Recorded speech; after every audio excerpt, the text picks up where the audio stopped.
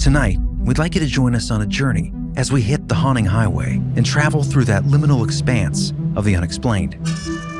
What is it about the novelty of travel, of being a stranger in a strange land, that has a way of burrowing cracks in our calcified perception? Cracks that allow us to see the things skittering on the edge of our reality. Tonight, you're riding shotgun as we explore some of the strangest tales of travel on this previously unreleased, members-only episode.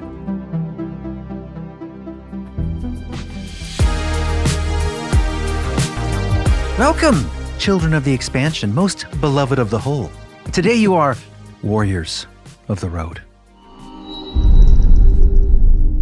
Ooh, whole children warriors. That's right, children warriors. No, that's a bad thing. Speaking of roads, today, I think it was our very first expansion episode. We did Strange Travels. Do you guys remember that? Yeah, I do. Actually, I think it was season 2, episode 1 of the main. But anyway, yeah. The expansion was Michele Mbembe. Right, but the companion was Strange Travels. We're doing a sequel to that because we just got back from our road trip, visiting brother John and our friend John, and I wanted to talk about the bizarreness of travel and how it opens you up to novelty. It is weird. It's almost psychedelic at times, traveling. Yeah, like when you're going on a long trip. You got like the fatigue at different times. It kind of puts you in an altered state if you're driving late hours.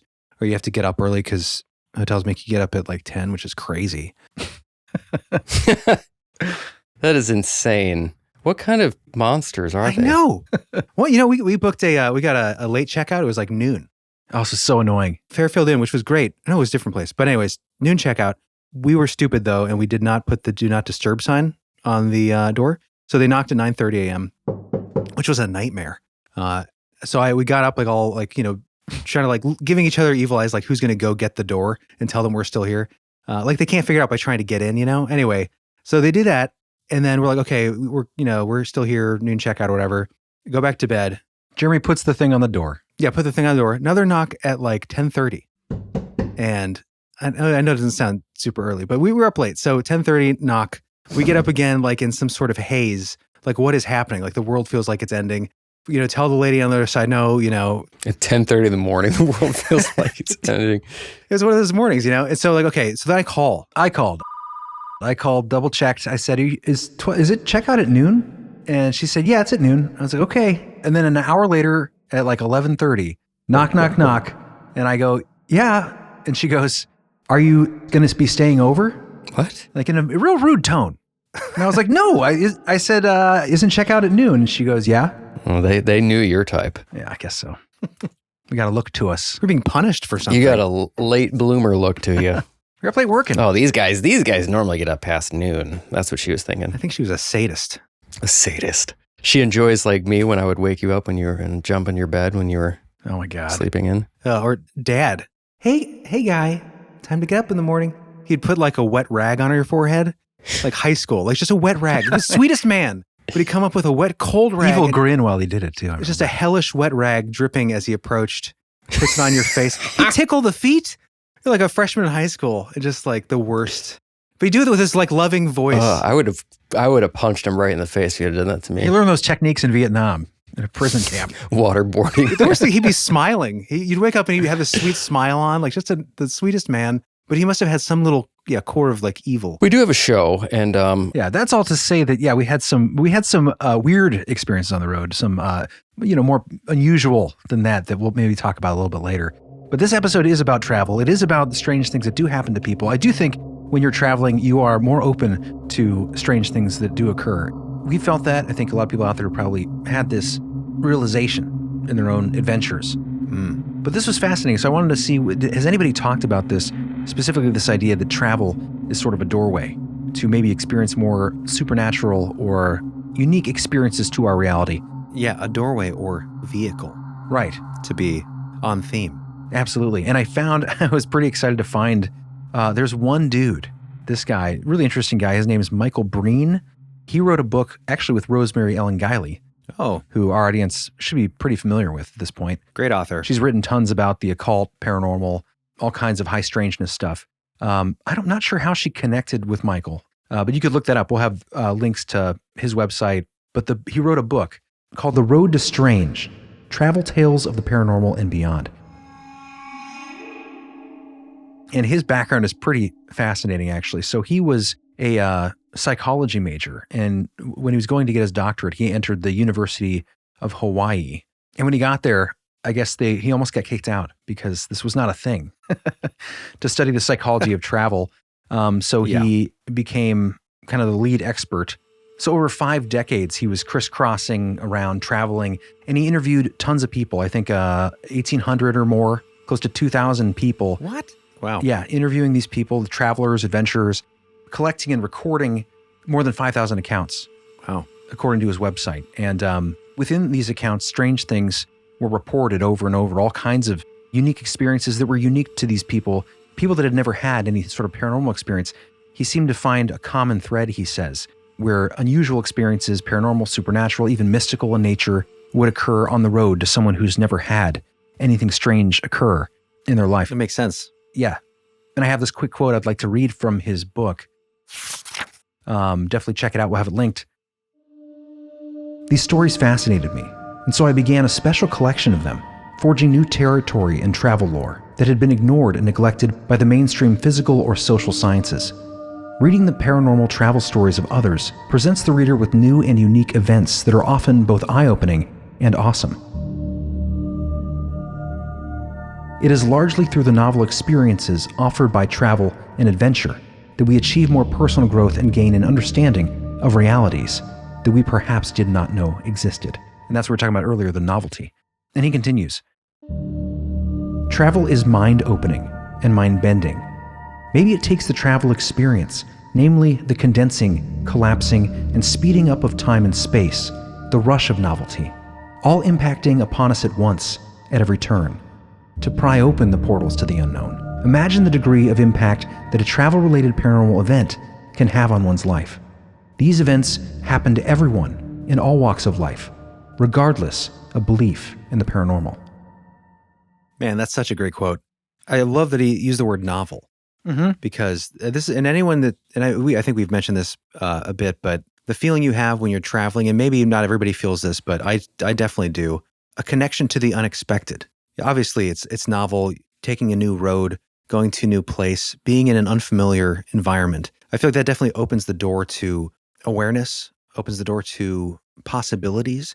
And in a way, what factors in that besides, oh, maybe I'll find a new food I like. But maybe you will be open to something supernatural, something in the edges, the corners of your current existence. Yeah, absolutely. And that's what I was going to say is thinking about this more, because Jeremy and we've talked about this, how you seem to recall things more vividly and in more detail when you're doing something new, traveling, seeing new things. Right. And I think maybe that is a survival mechanism for your brain. You're in a new environment, so you're taking in more things around you. You're observing things that you're normally unaware of. Yeah. And I think in the same way, anything that's maybe supernatural, mystical, or whatever, spiritual, you might be more open to that because in general, your brain, your mind, your spirit, whatever, is for survival purposes, is having to be extra aware of your environment because these are new places, new people, new events that are occurring when you're traveling abroad and you're seeing new things. Interesting. So it's almost like a protective reaction. Right. That kind of keeps you on your toes and makes you more aware of what's around you. I mean, that kind of occurred to me as I was reading some of his book. I don't know if he mentions that in there, but it makes total sense to me that might be a connection there. We've proved it. It's all real. Yeah. And what a great place to go for this sort of work and research. Hawaii? Hawaii. Yeah, it is like the liminal destination in my mind. Beautiful place. And liminal because not only is it an island surrounded by water, so I guess in my mind, islands are liminal in the sense that it feels temporary to me because I wasn't born and raised on an island, but you are waterlocked, if that's a term. Beyond that, I think psychologically, it seems like for non-Hawaiian locals, it's a place of fantasy almost. Place of fantasy, that's a good way to put it. Yeah, it's the go-to. It's like the Brady vacation. It's like Truman's Fiji. Right. But yes, a lot of people have unusual experiences, paranormal experiences that they wouldn't otherwise have. Maybe their first time in their life having an experience on the road. And so we're going to get into some of those. Sweet. Let's hit the road, Chris. All right. Speaking of Hawaii, let's venture to Hawaii, a land lagooned in mystery, rich in folklore, and of course, entrenched in tourism. So we'll be traveling there. That's true.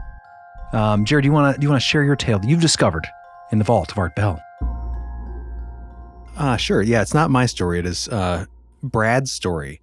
good old Brad, who called into Art Bell sometime previous to 1996, because that's when he recorded this Ghost to Ghost. And I'm doing a couple Art Bells in this episode in honor of Art, and we should do an Art Bell episode at some point. But this story is from a caller named Brad, who calls into Ghost to Ghost from 1996 on Coast to Coast AM.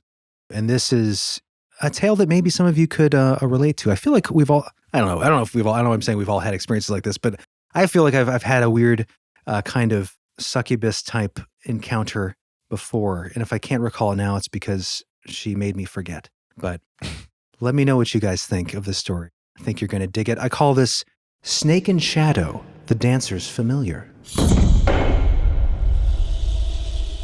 Good title. Thank you. On our first-time caller line, you're on the air. Good morning. Good morning, Art. This is Brad, calling from San Diego. Hi, Brad. Hi, I was going to call with this story last year, and I get so frightened just thinking about it, I chickened out. It was in Hawaii about 2 years ago. My wife was asleep, and I was out watching one of the shows they have at Waikiki every night. And there was two enormous Hawaiian men that just sang like birds, and he was married to this beautiful young woman who would dance. And as I watched this woman during the evening, there was something about this woman that just completely bothered me. It just unnerved me.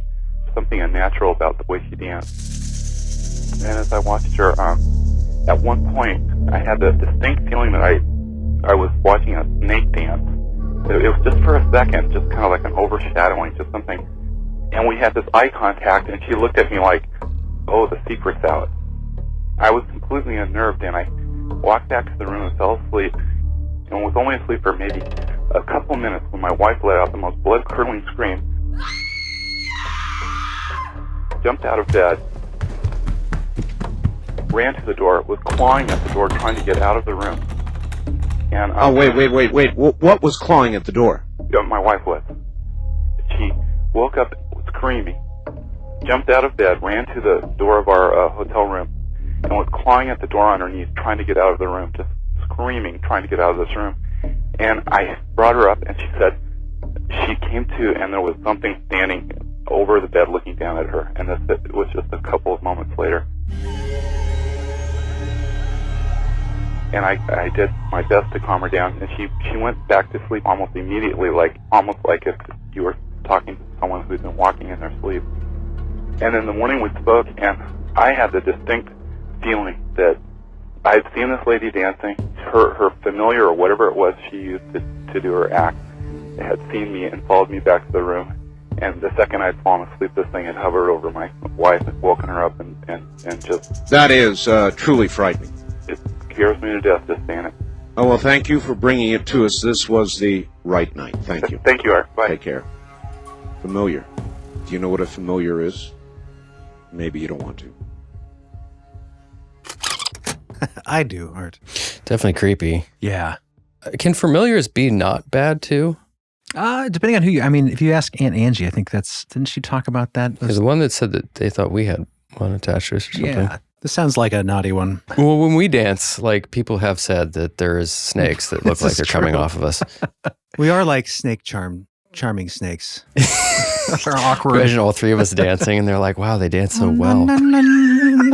Such rhythm. We're all dancing like Michael Cera in Arrested Development or something, but they think we're dancing like beautiful snakes. Yeah, exactly. You like peel off the curtain. They're beyond the hypnotization of these people and we look like Michael Cera. Pay no attention to the snakes behind the curtain. It reminds me of the time we went to that place on the San Antonio Riverwalk years ago, the three of us, and there was no one in that like VIP, like glitz and glamour. Oh yeah, the techno hip hop bar. The Blade bar. Where blood should be coming out of the sprinklers. Right. That was creepy. No one was there, so we sat behind the VIP ropes, and then we all went out and got drunk and danced after taking shots. Like three. Let's dance, brothers. Coordinated. I danced it really well. I think I did too. I was great. I danced it really well. I dealt the cards. Anyway, what's really interesting to me about this story is that I looked into the folklore of this. It's really fascinating. There is, in folklore there, and maybe there is something to this in the Hawaiian tradition, the mo'o. They are actually spirits that disguise themselves as beautiful women to take a male companion as a lover or as a meal. And eat men. And they do the seductive dance. So it's very bizarrely connects to this encounter. In Hawaii. In Hawaii, specifically. It's part of the tradition there. So, I mean, again, we say this all the time, but sometimes, mythology or folklore might be more of a reality than people, like to give opportunity to consider. I wonder if Hawaii, it's like this beautiful place. Yeah. And you wonder, and it's very like violent and beautiful. You know what I mean? Like volcanoes. And right. Violent nature. It's just when you have that much life, it can be dangerous too, Yeah. That's a pattern. Oh, yeah. I feel like the more beautiful the place on earth tends to be a pattern of the more dangerous or the more. Yeah, it's definitely true. Just like women. That's why Ohio is so safe. Exactly. That's why Ohio is as boring can It's be. like occasional tornadoes. That's about it. Yeah, you're pretty safe here. Yeah, it is one of the safest, most boring places on In the earth. heart of it all. I mean, there's some cool It can spots. be pretty, Yeah. Yeah.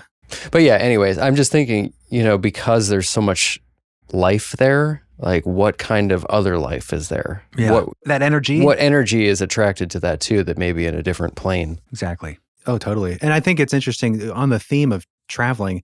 There's a feeling when you're out of your comfort zone in a new space where your awareness is heightened. Your perception is Right. You're kind of on edge in a way. Even if you feel safe, you still have this kind of everything is new. So your senses are kind of popping. So, what are the chances that you could pick up on something more extrasensory, like, oh, this woman is also a dancing snake, or you know what I mean? Like there's something Right. beneath the surface maybe you can pick up because you have a heightened awareness from being in that state of travel. Oh, absolutely. I absolutely believe that. We had this crazy experience we stayed at the Golden Nugget in Lake Charles. It's a casino.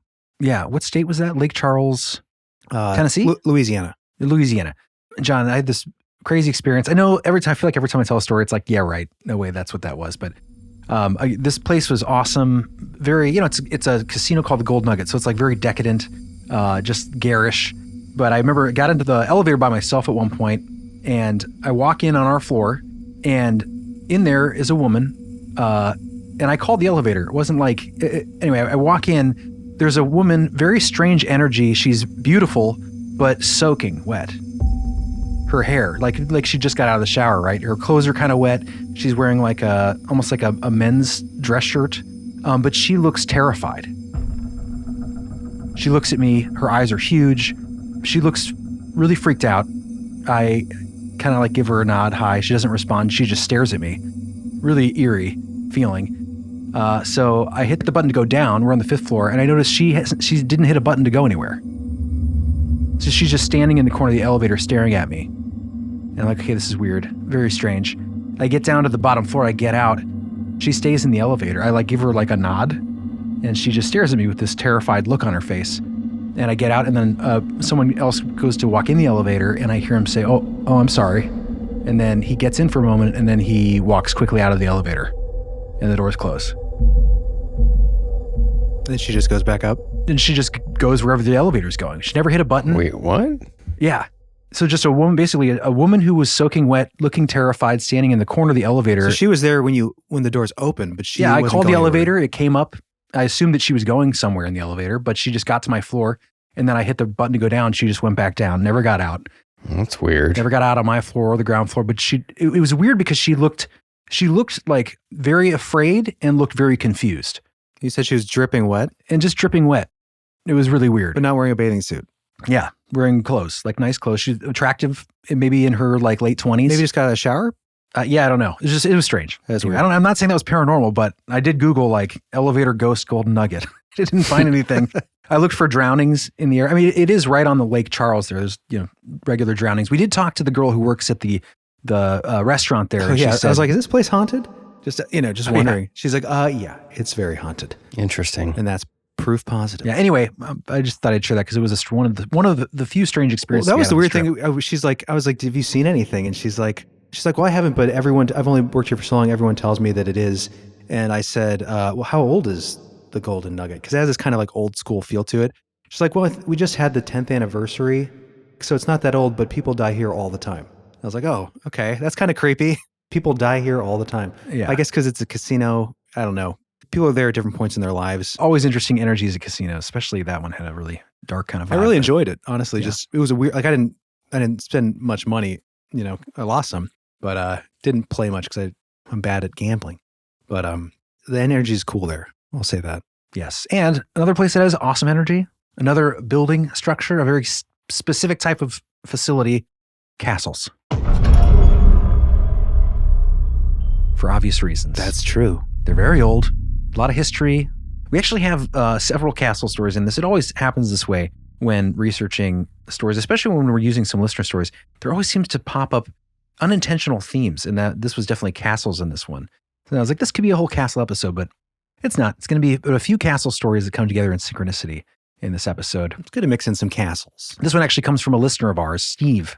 He was staying at the Glynn Castle in Ireland, and he had a very interesting experience with a spirit of the canine sort. That was a great story. And he had the good privilege of staying at the Glynn Castle, Ireland on the west coast, near the River Shannon. This is very American Werewolf in London vibe, I feel like.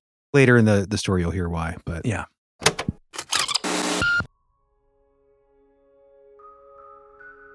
So I have to paint the picture. The grounds of the Glynn Castle are beautiful, and you're allowed to walk them as if you stay there.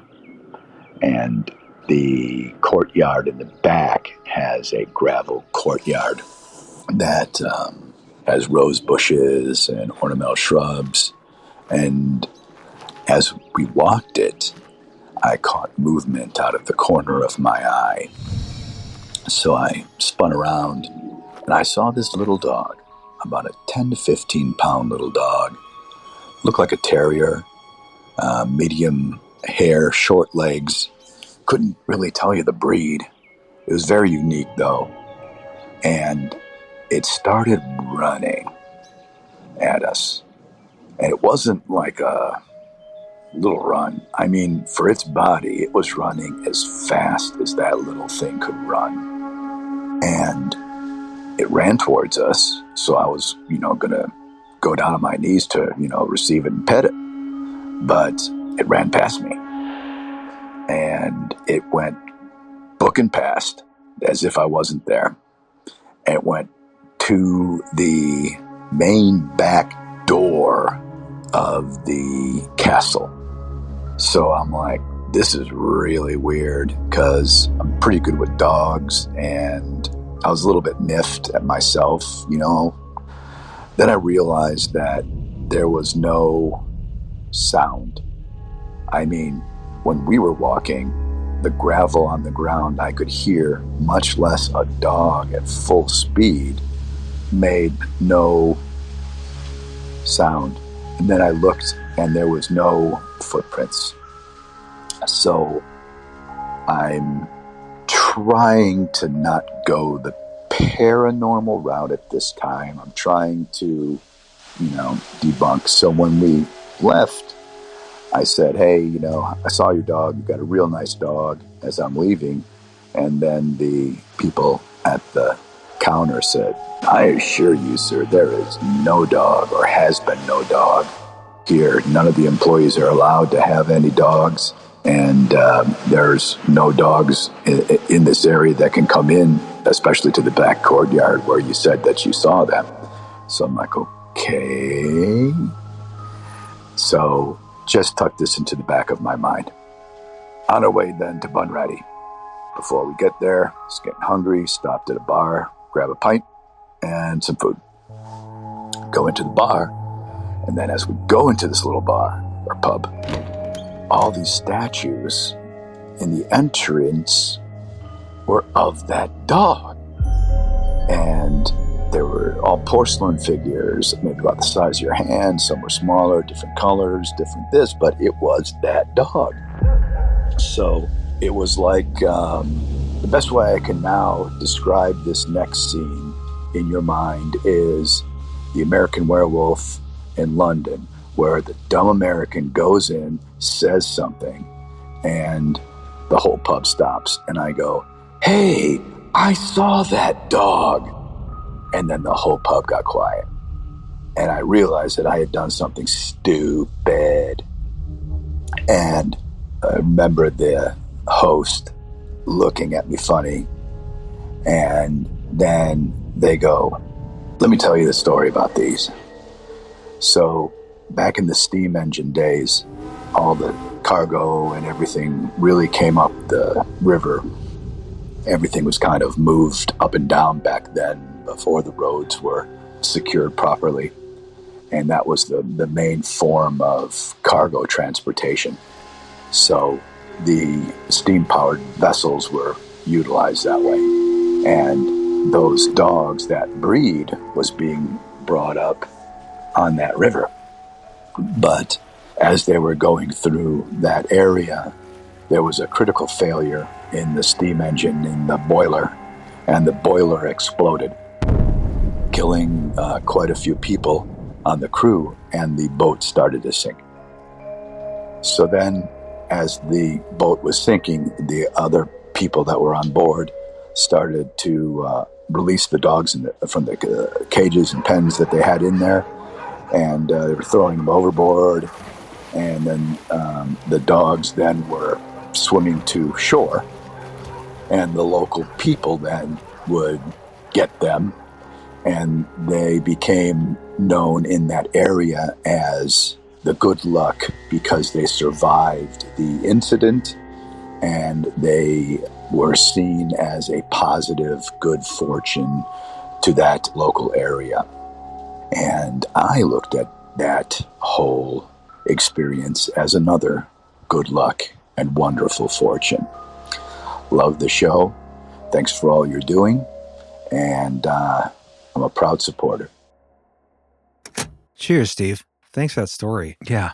So it sounds like he may have seen one of these good luck dogs in spirit form. Yeah. I love that turnaround, that corroboration where he like ends up at a bar and is like, I've seen this dog. And they're like, no, you haven't. The breed hasn't existed or been around here for, a century or whatever. Yeah. That's such a cool story. Yeah. Love that story. Yeah, it's interesting. You might assume that there's probably some haunted lore. I feel like obviously any location that has so much history, obviously castles are pretty old, most of them. Yeah. All castles are haunted, Chris. Right. But no, this one does have a truly haunted history. Although I did not find any dog reports. England Castle, it runs the gamut here. There's a ghost servant there, a woman in white, which by the way will become kind of a theme in this episode. Yeah, they're everywhere. Another synchronistic kind of thing with today's travel stories. The unexplained noises, poltergeist-like activity, and we'll have links to more information on the Glen hauntings if you guys want to check it out. Oh, can I just mention something real quick, Chris? Yeah, sure. The White Lady.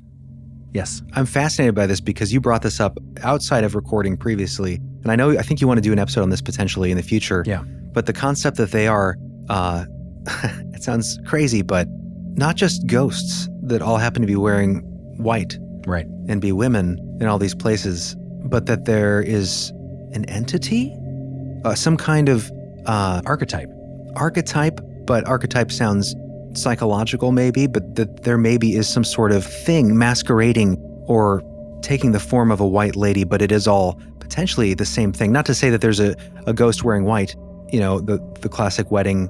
The tragic bride. Bride left at the altar kind of thing, took her own life idea that we hear a lot, which makes sense, but that there is some sort of like skin of the white lady that something is wearing.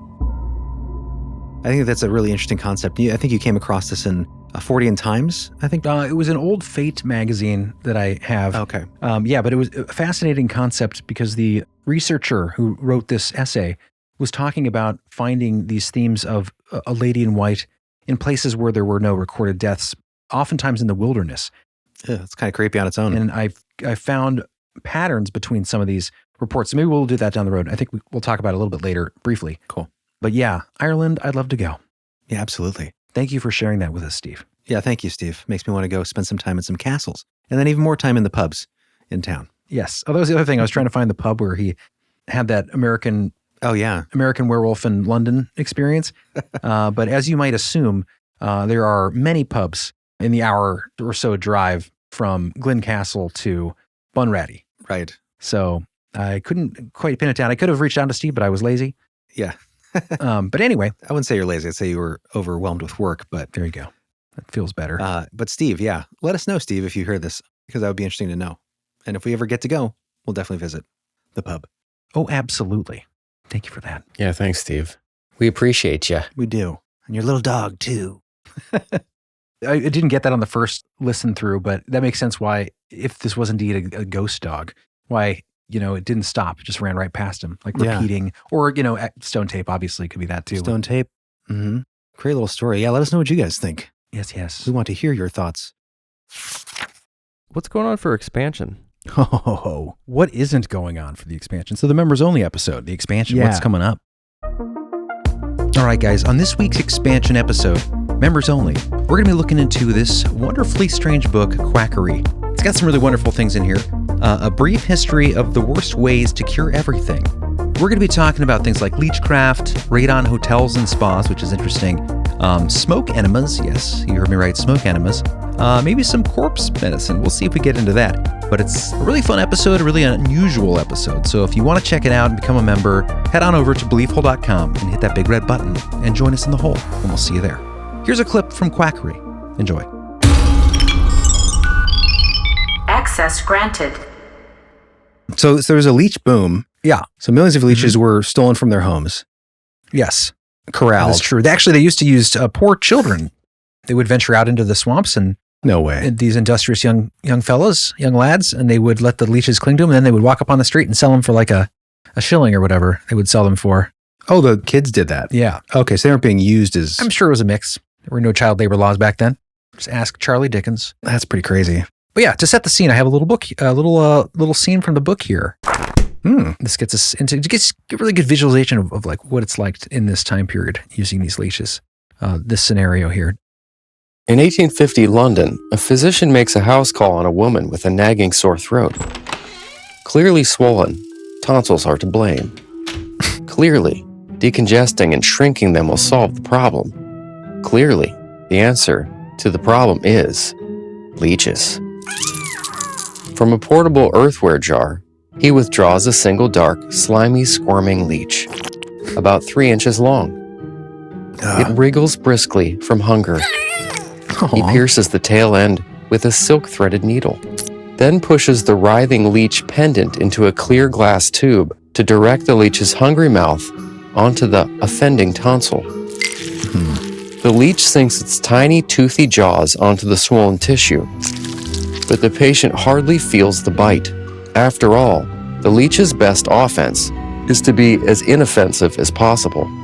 Stealth biting is a good thing. Stealth biting is a good thing.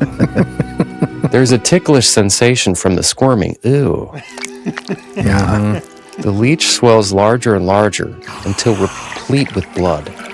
It detaches happily and is yanked away by its tether. I'm full. Sleepy. I'm full. The patient feels a trickle of salty blood at the back of her mouth for an hour or more. I'm glad we live in the modern world. This gag-worthy scene was incredibly commonplace in history. After all, the leech has been sucking blood out of the human race with our permission for a long, long time. All right. We'll return back to another castle later on in this episode. Jeremy, do you want to take us around to another part of the world? I would like to come back home. I Oh, was a little homesick during that. I won't lie. Although I do love castles. But I thought, man, I miss Yellowstone. I miss national parks. oh yeah. And we've got a great little story, again, from the archives of Art Bell that I came across when looking for travel stories. And I just love this one. I think you guys will be able to relate. I say that with every story. I think many of you will. This is just a unique little situation on a stormy night. Picture the scene of the Stanley Hotel in The Shining. Well, I guess it was called a different hotel. The Overlook. But you know, they're going up in the little bug in the movie, The Shining. Oh yeah. They're going up in a little bug, it's snowy.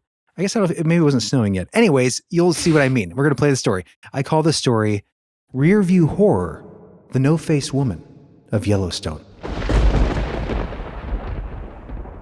And this takes place in 1975. My story goes back in 1975. My girlfriend and I were driving back to Idaho where I was going to school.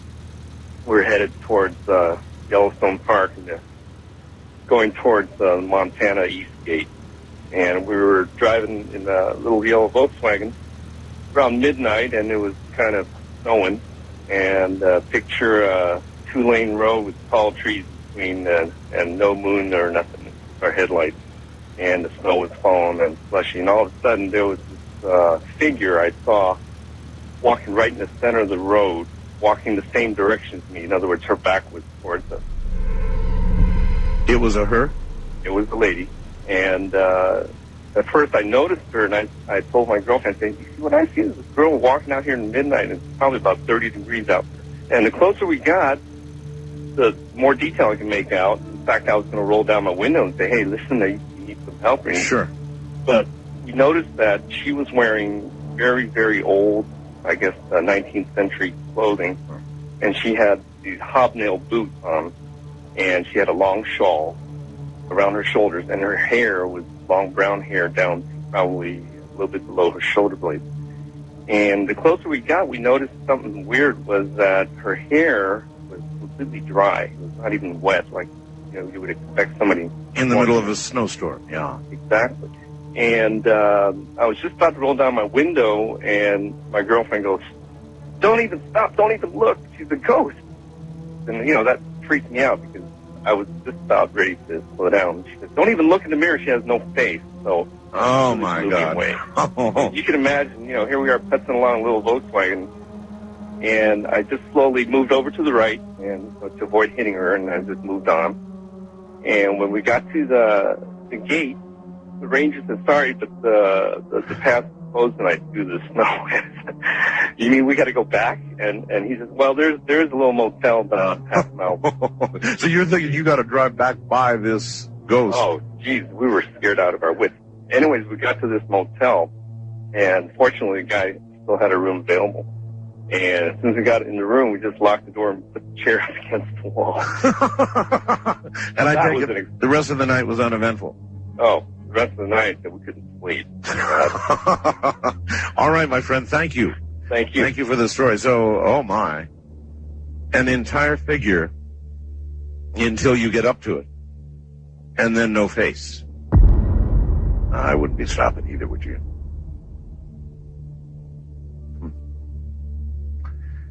Well, a ghost wouldn't be affected by weather conditions, would it? East of the Rockies, you're on the air. Hello. That would be terrifying. Yeah. Don't like it. Horrifying. No face. That, I mean, that just feels sinister, even if it isn't. Yeah. Technically sinister. You gotta have a face. I think, and I don't know if I saw this in a movie or heard this idea somewhere, or if I came up with it, or if it's just in the collective unconscious. But I think I mentioned this on the show before about what if the stone tape theory thing, that things are obviously being played back because it's captured in the earth around us, the energy. So we're seeing these echoes from time. But what if over, years and years and years, man, how old it is in the conditions of the stone or whatever, parts of that echo start to fade. Oh yeah. Like details, like the face. Yeah. You know what I mean? Or maybe if they're sentient or conscious, or there's some part of their energy that's left, if their soul's moved on, this is their chindi, or that, that a native concept. What if whatever's left is forgetting what it was? And so there's no face left. And we talked about that. What would you call that before? Like spiritual dementia or something? Departure date or expiration. I can't remember. I don't know. It's an interesting idea. Also the idea, I don't know if it's an Egyptian concept, but the idea of 3 deaths, like there's your death, your physical death. Then there's the death when your family has forgotten you. Mm-hmm. Not your immediate family, but like your lineage, ancestors, and you've faded from history and family record. And then there's your death when any trace of you on this earth is gone. Right. Tombstones, plaques, historical records, that sort of thing. What if you're this, I don't think in that case would be your soul, but this like image of you that someone might see in this expression slowly fades as you are kind of forgotten from this plane of existence. Right. But terrifying. This is an eerie image for sure. No face, lady. No face, no thanks. I want that t-shirt, please. I like that. That's a good one. No face, no thanks. No shoes, no shirt, no face, no service, please. No entry. Well, keeping in that vein, if you want to, I have a story very similar to that, but is more frightening. Oh, yeah, please. More, or at least it seems more aware of the witness. Scare me, Chris. This one comes from Art Bell as well, of the year before, 1995, Ghost to Ghost AM. And there's an interesting tie-in after this account. This is known to be a really deadly highway in California. And it was his father's brother who had this experience in the 1950s. But he said he was driving down the road, similar thing, he sees a lady in white. There it is again, the white. And as he's driving by, he gets this terrified feeling about this person, middle of the night, in the middle of nowhere on this highway. Finally, he looks over and she has a skull face with straw hair, straw-looking hair, with her mouth open, kind of screaming at him. Oh, straw hair? Straw hair. That is creepy. Dude. Yeah. I don't know why that's the creepiest part, but it is. Anyway, I hope I didn't give too much away, but take a listen. This I call the Skeleton Lady of Blood Alley. West of the Rockies, you're on the air. Hello. Hi, Art. This is Aaron calling from Los Banos, California. Hi. Hi, I have a really good ghost story I wanted to tell you. Let her go. Okay. This story happened in 1951. It was given to me by my father, and it happened to his cousin named Norbert. And he was at a movie theater in Morgan Hill, California, and he was leaving, going towards San Jose. And there's a stretch of road they call Monterey Highway that they called the Blood Alley. And one night after the movie was done, he was heading home to San Jose, heading north. Sure. And he was going about 45 miles an hour in his old car. I know the road, by the way. Yeah, and there's a little highway, and while he was going up there, he saw this, beautiful young-looking lady on the side of the road and walking really slowly. And he kind of slowed down, and he was looking over at her, and she had a beautiful white dress on, and she was looking down. And he slowly passed her, and he looked in his rearview mirror, and he saw her, and he slowed down a little bit more and was going, 10 miles an hour, and for some reason he got a really nervous feeling inside, and he slowly sped up because he was scared. He didn't know, exactly what it was, and well, he sped up a little bit. He was going about 35, 40 miles an hour. And he happened to look back again, and it didn't go any further away. It wasn't leaving.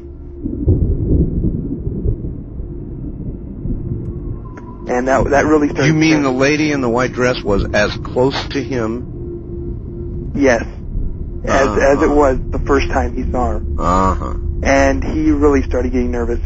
And, well, he put his foot on the pedal and got up to about 55 miles an hour. Sure. And he looked in the mirror, and as a matter of fact, it was getting closer to him. Now, it was getting closer to his car. Really? On the passenger side. There are many, sir, that have died on that road. Yes, there was a lot of fatal accidents back in the 50s and earlier on and later on also. And as he got up to speed, he started really stepping on. He was frightened now. By this time, he was really frightened. He was going, tipping the car out to, I guess, 70, 75 miles an hour is what he said. That'd be my reaction. Yeah, he was really moving. And he looked over to his right side where his little side mirror was, to get a better picture. And, the worst thing possibly happened that he thought happened. And there was a white dress floating next to the car. And when he looked at the window, he said he saw a face of a skeleton with white straw hair looking at him with its mouth open. And he was so frightened that he could not believe it. He slammed his brakes on in the middle of the road. It was late at night. In the middle of the road, slammed his brakes on, closed his eyes as tight as he could, said a prayer. And when he looked back, it was gone. He turned around and went back to his mother's house, which was about 20 miles the other way, and didn't go look back at all. And he went home, and he told the story and told it to the whole family. And he well, as far as I know, he never went down that road again if he could. These things change your life forever. Yes. Thank you very much for the call. It's one thing to tell them. It's another to really experience them. When you do, it changes your life forever and ever. Because it does not matter what anybody else believes or chuckles about or laughs about. If you experience something like that, you're never, ever going to be the same. West of the Rockies, you're on the air. Good morning.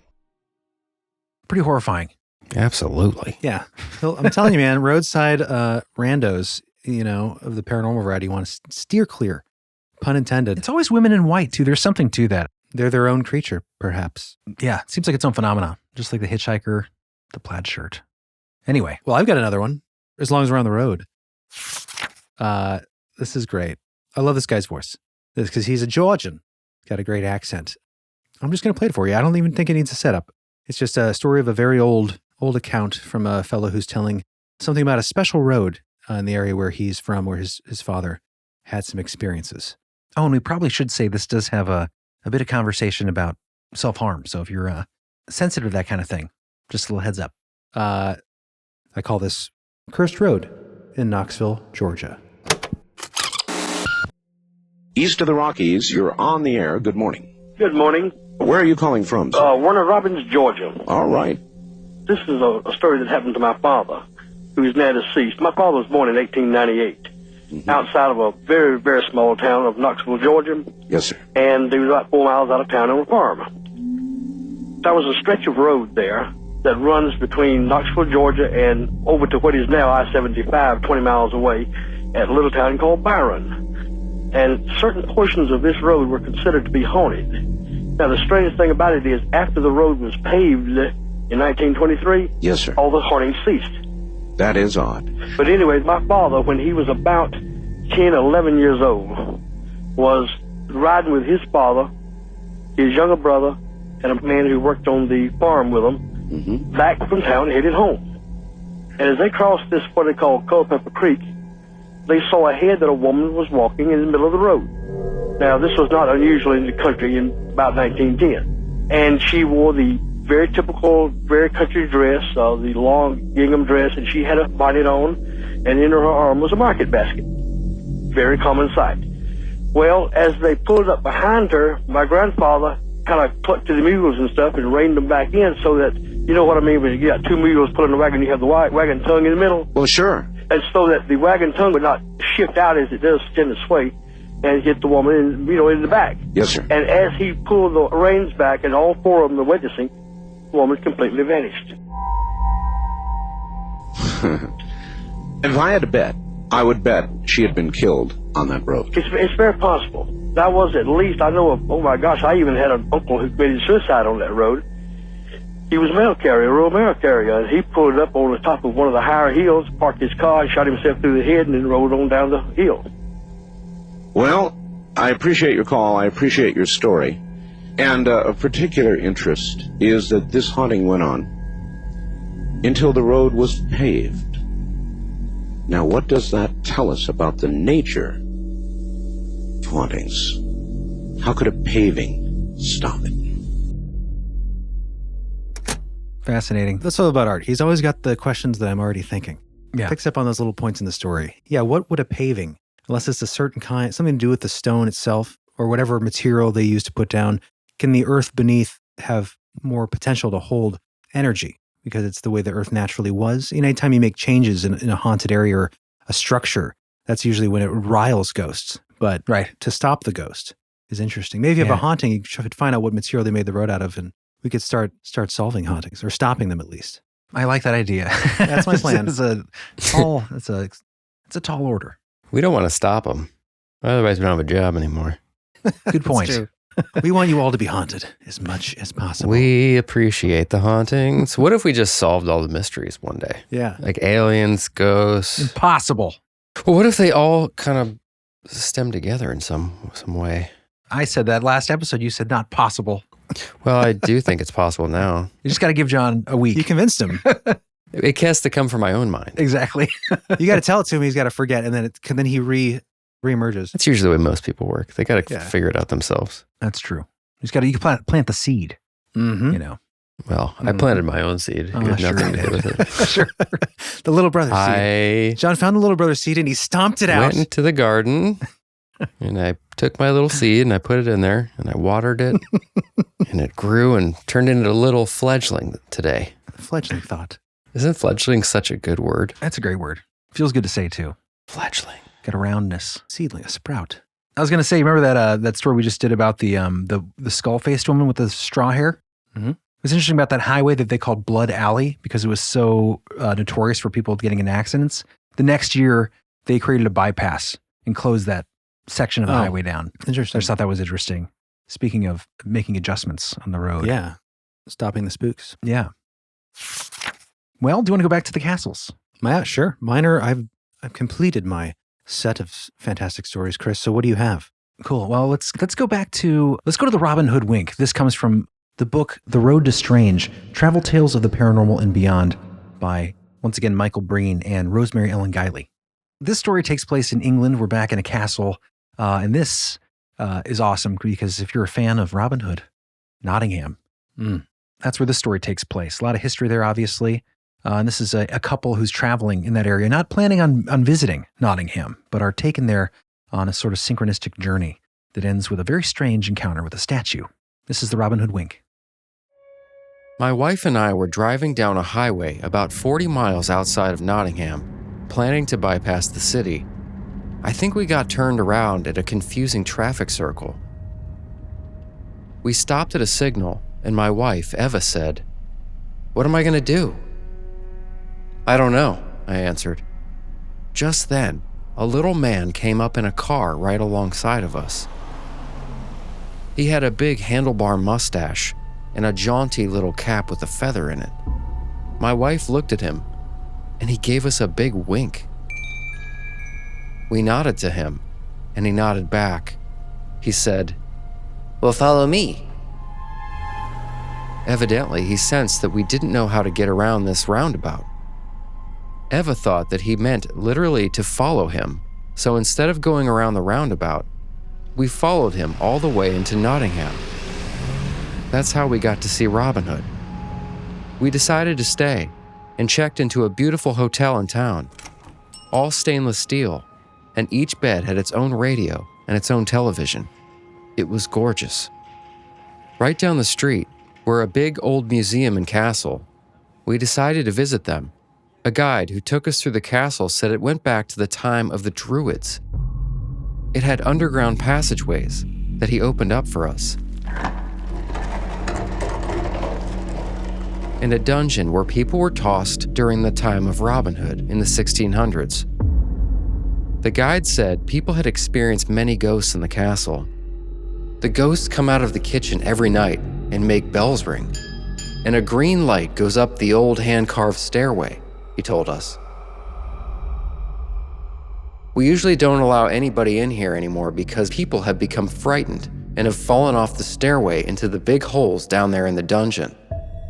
The holes are full of water, and when people died of plague and other diseases, their bodies would be thrown there. Bottomless pits, they called them. Skeletons are still found there because the water has lime in it, and it is a preservative. As you can imagine, we quickly got out of there. We decided to go around the outside of the castle. We descended a narrow stairway to the outside of the castle to the moat, which was full of water. The guide told us about sieges that had taken place there. As we walked along the centuries-old pathways, it felt like we were going back in time. I came upon a statue of Robin Hood, kneeling with a bow pulled back, ready to shoot. It was a gorgeous statue made of bronze. He had a sardonic smile on his face, and if you looked at him a certain way, it seemed like he was alive. It was almost uncanny. I went right up to him and looked at him and started taking photographs. It was slightly cloudy that day, but rays of the sun hit the statue at different spots. One sun ray just happened to hit Robin Hood right smack in the eye. And I swear to God, he winked at me. I did a double take and looked around in complete disbelief. I thought I was seeing things. I looked at him again and said, "Holy Jesus." I swear to God he winked at me. I'm no dummy. I've got newsmaker awards for writing. I'm a level-headed guy and a scientist as well. I don't believe in such things, but I was so sure that he winked at me, I even got a little chill over me. I looked around to see if my wife or anyone was looking. It was kind of a reality check. I looked back at Robin Hood again and took a photo. I said, "Oh God," I just couldn't fathom what had happened. I was in complete disbelief. My wife had gone ahead of me, and now she looked back and said, "Well, come on." I was about to go, and I'll be doggone, I couldn't move my left foot. So help me God, I could not move my left foot. The reason was my shoelace had come undone. I apparently stepped on my shoelace just as I went to move, and I became frozen in place. I just could not move my foot. I was really disturbed over this. It threw me for a loop because, my God, Robin Hood had not only winked at me, I was now paralyzed, and I couldn't move. Panic set in. Here I was, a perfectly level-headed guy. I don't believe in anything but real scientific things, and I was sweating over this. I knelt to tie my laces and suddenly saw, right on the border of the walk, in the black mud, a gray, round piece, about the size of an American quarter, just staring at me. It was round and sort of smashed in on one side, with a little hollow in it. I looked at the thing and picked it up. It was a piece of lead. It looked like it had come out of an old blunderbuss gun. It must have been there for hundreds of years. If I hadn't stooped to tie my laces, I would have never found that piece. I took it to the curator at the museum and showed him what I found. He said, "Oh, that shot is very ancient. There was a siege here at one time, and there were a lot of blunderbuss guns shooting, and lead being thrown around." Evidently, the gardeners dug it up. He estimated that it was about 400 years old. I offered it to him. "Put it in the museum." "No," he said, "it's for you.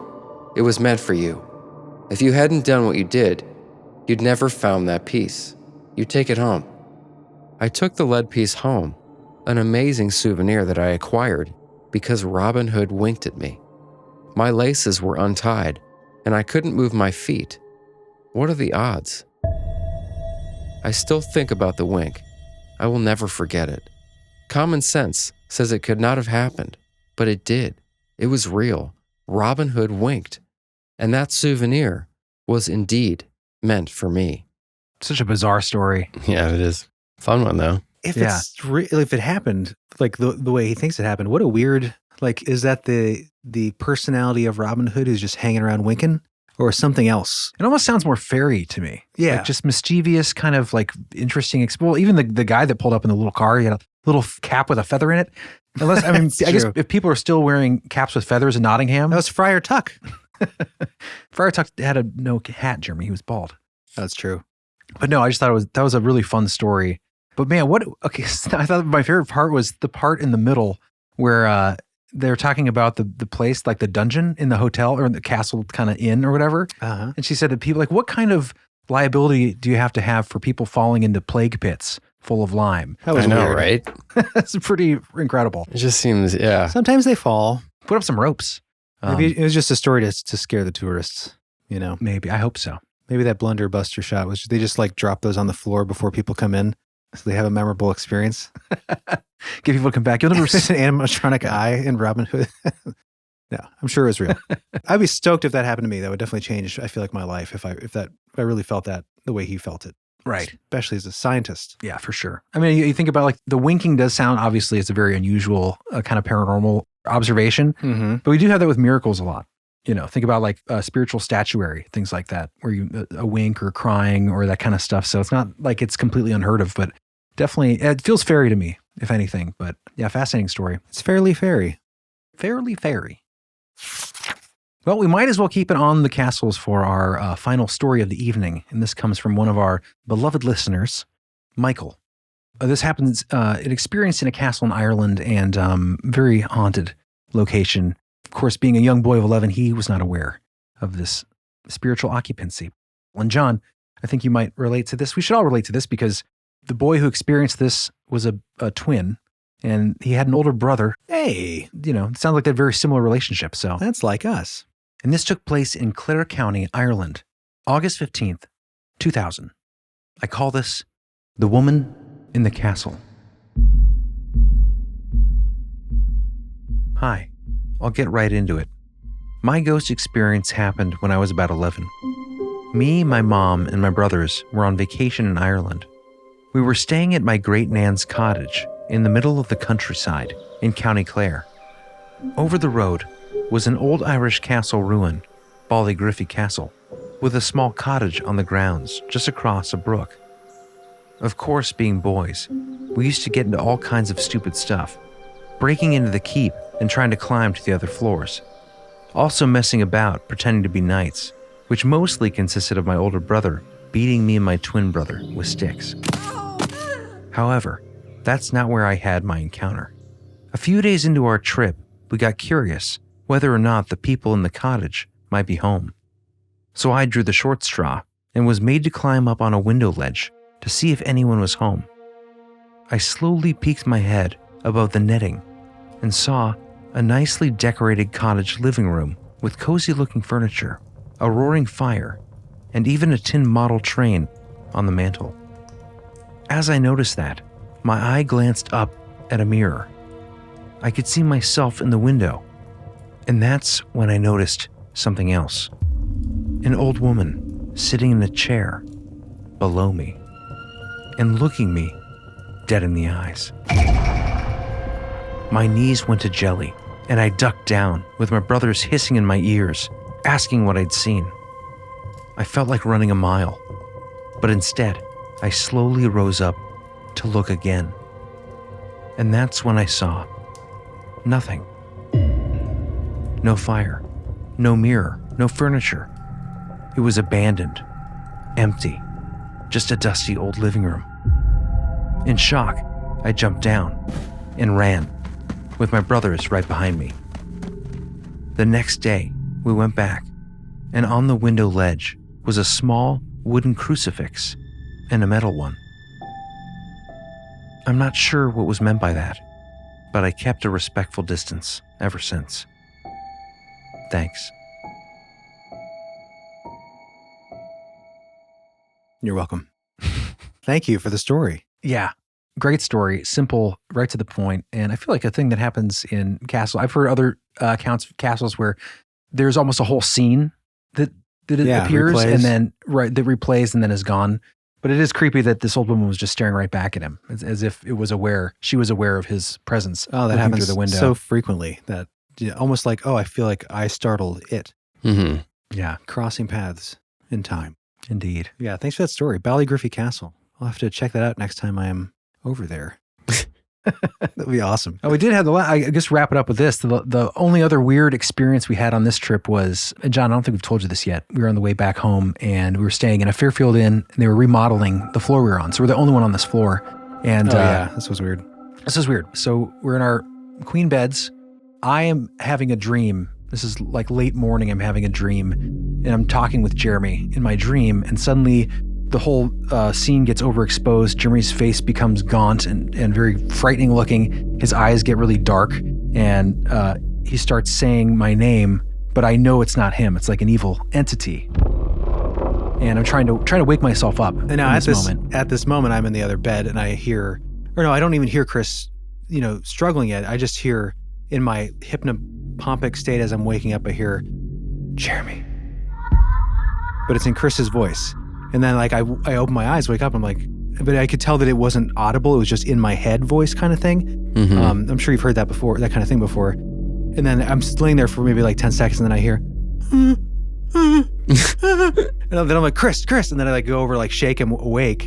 And then it turns out he's having that dream and he was calling for me. And I heard that voice in my head that sounded like Chris say my name, just that woke me. It was just a weird, it was creepy, weird experience. Very strange. But that was, the Fairfield Inn where they were redoing the upper floor. We just, after the reconstruction, we stayed there. They let us stay, even though they have other rooms. They just warned us there were no mirrors.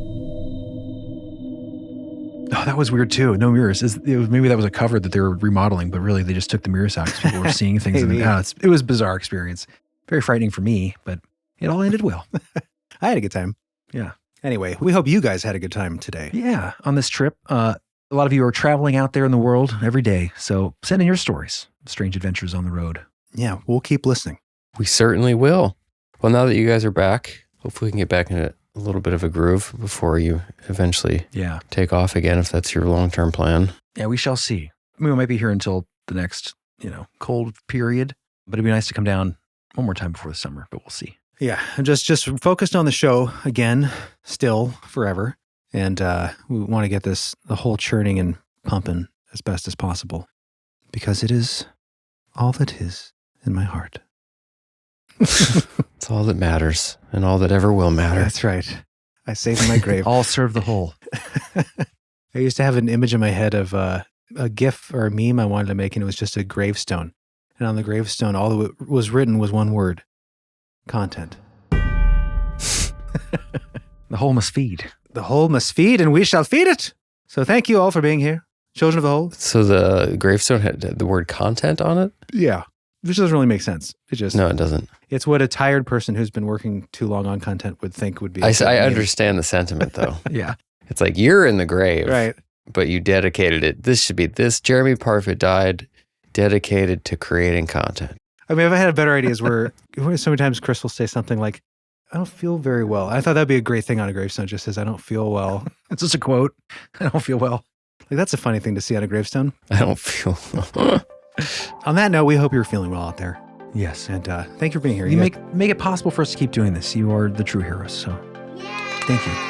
Roadway Warriors. See you on the next whole spin. Appreciate ya. All right, guys. We'll catch you next time. See ya. Bye.